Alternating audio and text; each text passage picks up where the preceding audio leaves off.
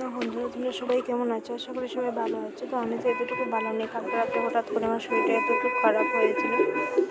তো এখানে যাচ্ছি আমি, মা, বাবা আর অঙ্কুশ, আমরা ডক্টরের কাছে।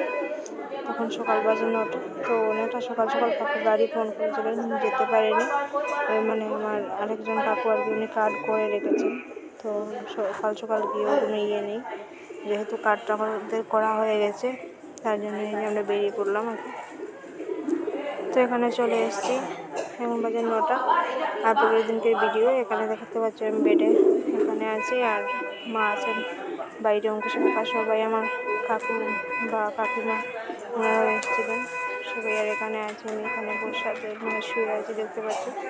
সবাই আশীর্বাদ করো আমরা যেন ভালো থাকি। আমার শরীরের কন্ডিশনটা এতটুকু ভালো নয়, আর জানি না বয়সটা ঠিকঠাকভাবে আসছে কিনা।